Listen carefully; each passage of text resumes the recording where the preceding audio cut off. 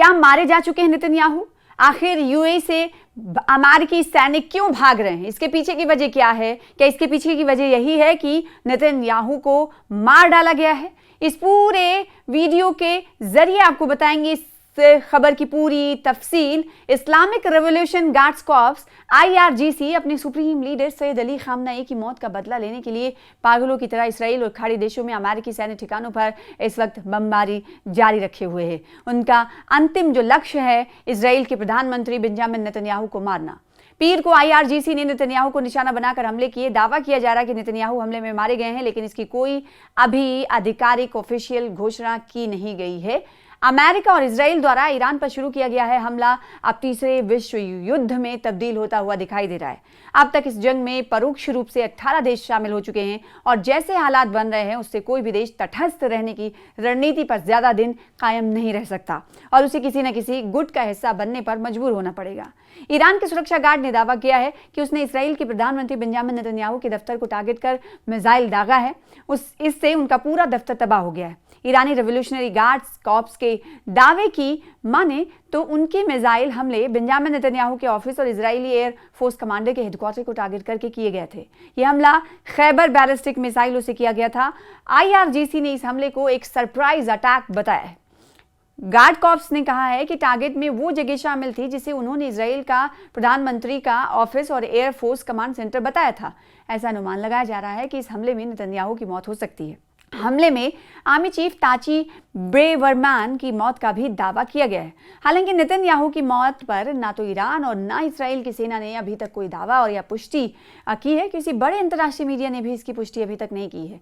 दूसरी जानिब ये भी दावा किया जा रहा है कि नेतन्याहू इसराइल छोड़कर किसी मित्र देश में शरण ले सकते हैं, यानी पनाह ले सकते हैं, लेकिन इस वक्त वो युद्धग्रस्त इसराइल में रहने का संकट मोल नहीं ले सकते। जो गलती आयतुल्लाह अली खामनेई ने की है, जानबूझकर नेतन्याहू उस गलती को दोहराएंगे नहीं। नेतन्याहू इस फिल्म के विलन हैं और विलन किसी कहानी में जल्दी मरता नहीं।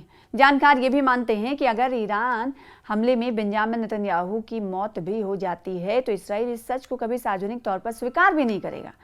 तस्नीम न्यूज़, जो कि ईरान की सरकारी मीडिया एजेंसी है, उनकी रिपोर्ट के मुताबिक इस्लामिक रेवोल्यूशन गार्ड कॉर्प्स यानी IRGC ने पीर को सोमवार को तेल अबीब में एक सरकारी कॉम्प्लेक्स के साथ साथ ईस्ट अल कुद्स में टारगेट पर हमला किया था और जो मित्र देश हैं उस पर भी भीषण हमले किए गए, जिसमें सऊदी अरब, UAE, कतर, जॉर्डन, कुवैत आदि वगैरह ने ईरान ने अमेरिकी बेस के साथ पश्चिम के बहुराष्ट्रीय कंपनियों के दफ्तरों को भी निशाना बनाया है। जो खाड़ी खलीज ममालिक हैं उनके एनर्जी सेक्टर को ईरान ने तहस नहस कर दिया है। पेट्रोल और गैस उत्पादन करने वाली कंपनियों ने हमले से नुकसान के बाद अपना उत्पादन बंद कर दिया है। इस वजह से इसके खरीदार देशों पर भी संकट के बादल मंडरा रहे हैं।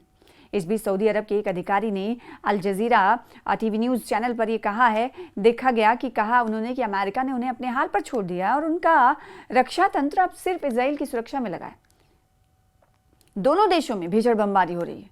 इसराइल ईरान के साथ साथ अमेरिका के मित्र मुस्लिम देशों पर भी लगातार मिसाइल दाग रहा है।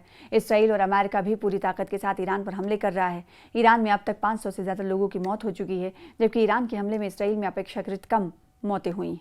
लेकिन ईरानी रेवोल्यूशनरी गार्ड कॉर्प्स का दावा है कि मित्र देशों में मौजूद अमेरिकी अड्डे पर मिलिट्री ठिकानों पर किए गए हमले में उसने 500 से ज़्यादा अमेरिकी सैनिकों को मौत के घाट उतार दिया है, जबकि इसराइल और अमेरिका दोनों अपने नुकसान को छुपा रहे हैं। कुवैत ने गलती से 3 अमेरिकी विमानों को मार गिराया है। पूरे मिडिल ईस्ट में अमेरिकी सैनिकों के बीच हाहाकार मचा हुआ है। कुछ सैनिकों को विमान से UAE अमेरिकी आर्मी बेस से यात्री विमान से निकलते हुए भी देखा गया। उनके दयनीय हालत के वीडियोज़ ने अमेरिकी नागरिकों को व्यथित कर दिया है। अमेरिका में विपक्ष इस हमले के खिलाफ खड़ा हो गया है। फ्रांस, जर्मनी और स्पेन ने अमेरिकी हमले की निंदा की और इसमें कूदने से मना कर दिया है। शाम को खबर आई कि ट्रंप ने अपने रुख में नरमी दिखाते हुए ईरान को वार्ता का एक और मौका देने की पेशकश कर दी है, लेकिन ईरान ने इस पर कोई प्रतिक्रिया नहीं दी। अमेरिका अगर इस जंग में अकेला पड़ता हुआ देखकर इसे रोक देता है तो जंग खत्म हो सकती है, वरना इसके लंबा खिंचने और विश्व युद्ध में तब्दील होने की संभावना कम नहीं हुई है।